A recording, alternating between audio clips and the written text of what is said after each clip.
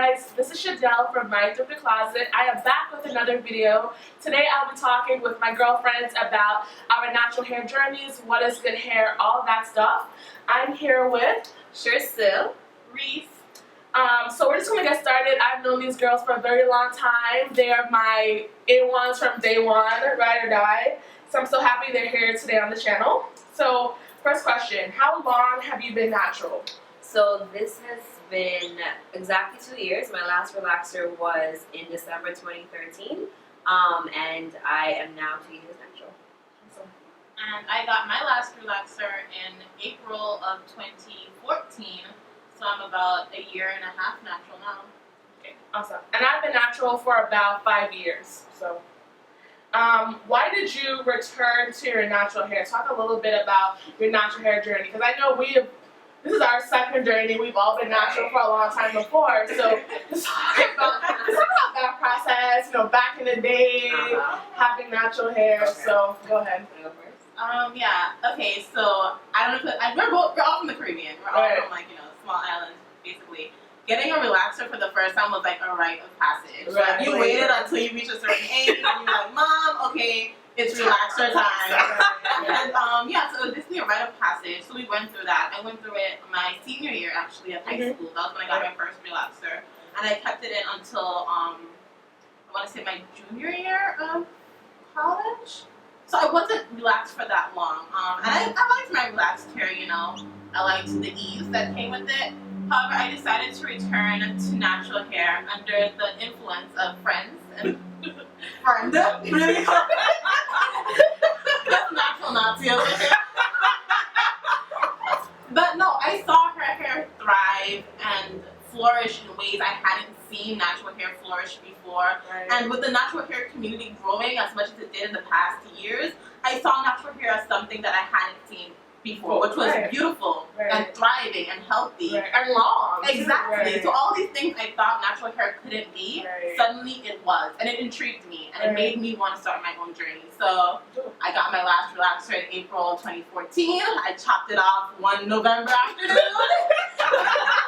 and here we are in the locker room with the scissors. And natural.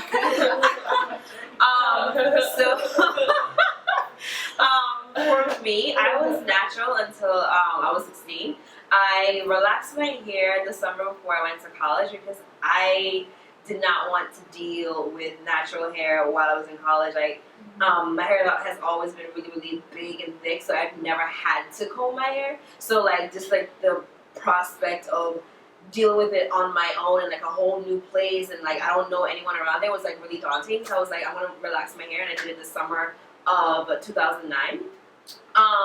I went back natural, not of my own causes, actually. I was playing with the idea for a while, again, because of the influence of Sheree, and I saw how beautiful her hair was. I never didn't like my natural hair, I just didn't want to deal with it. It was just a lot.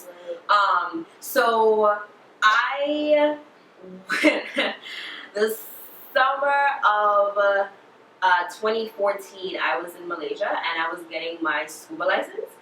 I was training to become scuba certified, and I was in the seawater a lot, and my hair was in braids. And being a black girl in a predominantly Asian community, there was nobody to fix my hair, so I had it in my braids for 3 months, and I did not take care of it from the seawater. So by the time I took my braids out, all my hair was gone. I had nothing. And she's always had long, thick hair. Always had really a lot of hair. So it was the only thing I could do was take care of it with using a lot of natural products that was available there, and just help it revert back to a more manageable state. But by the time I got back to the U.S., it was this much relaxed hair and this much natural hair, so it was it didn't make sense to relax on top of the damaged relaxed hair, so I just let it grow out. And then in early April of 2015, so this year, I did the chop in my bathroom because I was just really tired of the two textures. So I chopped it off, and now here I am exactly 2 years later. So how did people respond to your natural hair? I know when I went natural 5 years ago, there weren't a lot of girls going natural, but I didn't get a lot of pushback. At least people didn't tell me to my face, I don't like your hair looks stink. Like, no one told me that to my face. True. Maybe they thought, True. why did she do that? Mhm. But no one told me to my face, so I didn't get a lot of pushback. But I'm really interested because I don't think I've ever talked to you guys about it, about what were people's responses to your natural hair. Like, people actually gave me a lot of pushback for relaxing it in the first place. Right. So I remember I was like, what are you doing? I have a long hair. Oh my god. Right. yeah, and like when I was relaxed, it never really like it wasn't bad, but it It was wasn't never as to the legs. exactly. It never got to the length of how it was when it was natural. So when I started to go back natural, it was almost like welcome home. So, I know we're probably going to go into this a little bit deeper, but not many people have seen my natural hair since I went natural. So in like the times since I've been natural, I think only honestly less than a handful of people have seen my hair. The people who saw my hair were my parents, my father and my mother.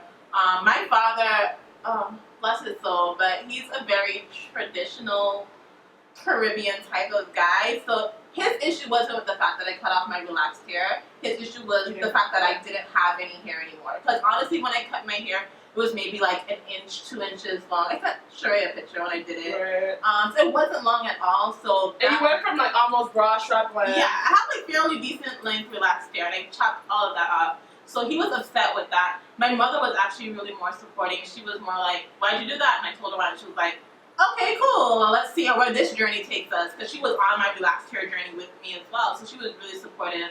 Sheree, of course, you know, she was like the go girl. Yeah. Like, she got a little upset because I was supposed to do a big chop video. Yes. I was like, you sold out and did a chop without me. That was selfish. But she was supportive otherwise. You know, she's always been in my corner. But in general, most people haven't seen my hair. That's something I'm not ready for. That's my own issues that I think we're going to get into a little later on. What was your impression of natural hair, yours and others, when you were younger? So like your natural hair, the natural hair of other people in your community. Because I know growing up, I never liked my hair. Like I always wanted my hair to be quote unquote more manageable. Like my mother didn't know about like deep conditioning and stuff like that. Like you get a good braid up on Sunday and like you wear it for a week, and it wasn't anything like as ritual as it is for me now. Like I waited for the day where my mom was like, "Yes, you can get a relaxer." I was like, "Yeah, I tell you, man. you know, this is gonna happen. I'm gonna grow up. I'm gonna be a woman. I'm gonna be beautiful." You know, like I was. Now you're gonna be like those commercials, you know, blowing in the wind. I was gonna be somebody. You know, like, so when I got the relaxer, when I finally got it, that wasn't what it was. But initially, it was definitely years and years and years of just wanting relaxer, wanting to be like the other girls, wanting to have straight hair. So, what about you? So I've always been told I had good hair. I was always known as the girl with the long hair. So as for like all my family always says like you have beautiful hair and you're so beautiful and all that stuff. So I've never really had any issue with my hair. My mom was actually more knowledgeable than I even gave her credit for in terms of hair care. Like a lot of the things that are like being like thrown at people and all the products and stuff, like my mom was already on that, like Been there, done that. been there, done that, like being on the coconut oil and the black castor oil and the deep conditioning and the hot oil treatments. Like my mom was always about it. And she made sure that, you know, it was stretched and it was braided and it was always moisturized and everything. So I took it for granted, so to the point where I didn't really know how to deal with my hair. So I loved it, and I'm like so excited, and like seeing her hair and see how beautiful it was, like it made me feel more comfortable to go back natural. For me, I was kind of the opposite of these two. No one ever told me I had good hair. Like, honestly, like, I can say that I hated my natural hair when I was younger. I had, if we're going based off that hair system thing, if we're going to go based off of that, I have 4 XYZ hair.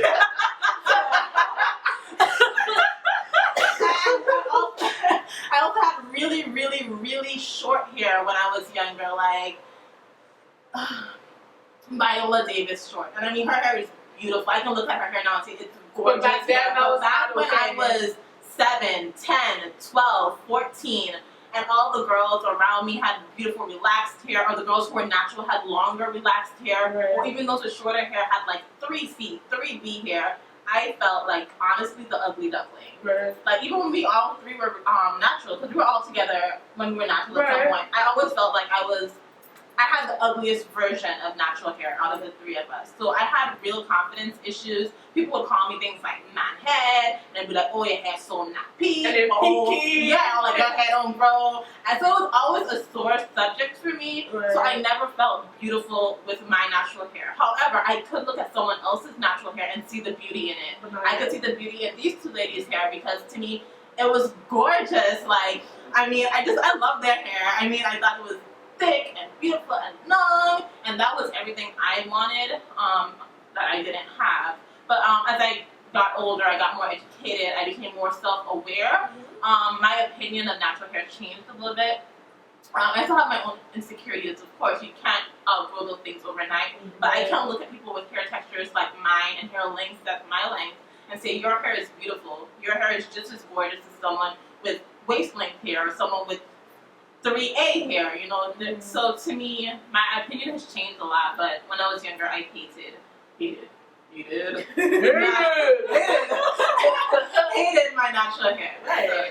So, what is good hair, and how has your definition changed over the years? 'Cause When I was younger, I had the great divide of good hair versus bad hair. In my mind, good hair was Tracy Ellis Ross. Who else has that? Like curly, super defined. So basically, Tracy Ellis Ross versus Solange. Yeah, I would have to think about Solange's hair for a Yeah. while, but yeah. It's been a while. Yeah. So yeah, basically Tracy Ellis Ross versus Solange, like good hair versus bad hair. That's how I thought when I was Right. younger. Because that's also what was being fed to me, you know, in the media and like movies and stuff. The pretty girl was always the lighter skinned, curly haired girl. And then, you know, the villain, the one who's trying to steal her man, is the one with like, With like darker hair, you know. all with the weave. Exactly. So we were fed those images, Right. and me being young and impressionable, and also having my own insecurities about my hair, I ate those things up. I was a victim, I guess, of the media. So I had that great divide between good hair and bad hair in a long time, and I was probably one of those girls who still shows so your hair so good. I know Tino Shade, and she used to be like, you know, that's a pretty hair. She's like, you just say that because you get good hair, like, you know. I definitely had that divide. It was a really strong divide when I was younger. Maybe I would say all the way up through high school. Right. I didn't really start getting educated in natural hair and what it meant to be indoctrinated until I watched the world, until, you know, I got into college, I started reading more, I got surrounded by people who would educate me on these things. And now my definition of good hair is healthy hair. Like whether it's 1 inch, whether it's 12 inches, whether it's past your bum, like as long as it's healthy hair, as long as it's beautiful, healthy hair, that's all that matters. You have good hair. It doesn't matter the texture, it doesn't matter the density. Healthy hair is good hair. Right. So, okay, this is a question about products. Products. So, if you were stranded on a desert island and could only bring 3 products, what would it be? I call going second. There we go. If there were only 3 things I could bring, like products, as in like tools or just like products. Anything. Products. 3 Alright. things. So the main thing I would say shea butter, coconut oil, and that's it. You just think coconut oil and shea butter? That's Yeah, it? that's the thing. Okay, yeah. Okay, That's cool. why she been thriving from young. I have it. That's the whole arsenal. That's all I need. I mean, I guess like, you know, fresh water. Okay. That's it. Okay, yeah. On my island, there's a spring, so it's fine. Oh, no. Apple cider vinegar. Oh, okay, clarifying, smart. Okay. On my island, there's a spring, so I don't need fresh water. I will bring my bonnet. I need my bonnet. I need my bonnet. I need a moisturizer. Oh my gosh, I don't even have like a favorite moisturizer. You don't even. Oh man, like 3 things. 3 things, You know, moisturizer, I'm leaving like oil, like styling. You get all in one product, dog. 3 things, bro. 3 Okay, things. so I have my bonnets already. Just 2 more things. I'm gonna go with coconut oil because that is like, you know, fixes everything in life, you know. Seriously. If If I I- coconut oil in my life. Shoot, if I have a man by next day, I can start drinking coconut oil. Y'all get fixed real quick. Put out your finances, everything. Dang. I go with Silk Phonics. They works defining cream and coconut oil. Okay. And for I didn't think about this and I wrote the damn questions. I have a spray as well. I would bring castor oil because that just does me right all the time. So JVCO. I would bring Aussie Moist because I can co-wash with it. I can deep condition with it, mix with some castor oil, get real creative. And I would bring. Ooh, dang. That's all I need. What was it? Much? Oh, maybe some Eco Salad gel if I really try and flex on them on the island, you know what I mean? I just want to know, are y'all gonna sleep standing up? Like, what is happening? Okay, I would bring my satin pillowcase and fill it with leaves. I feel like I can have a banana leaf. Really? I'm gonna sleep on a banana leaf, alright? No That's all I friction. need. That's all I need. Yeah. But in terms of men, yeah, guys have always loved my hair. It was just like something to do, I guess, like to touch it. I've always been like kind of self-conscious because, like, you know, growing up reading those books about, like, you know, running your fingers through your hair. And I'm just like, that's not That's not a thing. But my boyfriend loves my hair. Like adores my hair. Like would help me wash it, help me moisturize. Hashtag goals. Hashtag black love. Hashtag black love. Hashtag relationship goals. Hashtag I need a boo for the new year. Hashtag I'm single. And actually for the digits picking up. But really, But really. Yeah, he loves it. He loves to play in it. He likes to help me make sure, like, you know, like I cover it and I can keep it like going to bed and everything like What? that. Okay. Like detangling everything. So yeah, he loves my hair. I know, maybe I should have gone before something. That's hard to follow. I'm with Sharon that gets no play life. And also, I don't really wear my natural hair out, but most times I wear curly, natural looking And people are hair. really attracted People, to that. I don't know what it is about it, but like I mix it up. I have some straight like wigs and weaves, and then I have some curly hair. And hands down, when the curly hair is out, I don't know if it's Especially when because it's bigger. The Yeah, bigger the hair. the bigger the hair, the like. I don't know what it is. I don't know if it's because I didn't be feeling myself when I have like, my curly hair a little bit more too. But then it'd be coming out to the woodwork. So I'm just like, where did this come from? But no, they love it. They love the natural hair thing. I feel like men like lately have been appreciating natural hair a lot more than they have in the past. I agree as well. What is your hair type and do you hair type? I do not hair type, but I'm aware of the hair typing system. Do I have to hair type? You don't have to. I mean, I don't hair type. Like I said earlier in the video for XYZ, but I mean, like, I feel like I like, should I give my opinion about Give it? me an opinion. I don't want a tangent, like on a wild tangent, but I think it's dumb. First of all, because most people don't have one type of hair texture in their head. Like, as you progress throughout the scalp, your hair texture is going to change. Depends on, like, I feel like how much of your hair is exposed as to how much is protected. How moisturize your hair. Exactly, it's going to change. So it's dumb to try to like define your hair. I also feel like it's a point of division. Right. We're always trying to divide ourselves, and I mean, like, it doesn't matter if you have more curly, more coily, more straight hair. It's just, to me, it's dumb. I don't hair type, and I never will. And like to people who do, like, more power to you. It's just not for me. Right. I never really understood the whole hair typing thing. I really have no idea what my hair type is. Do you know?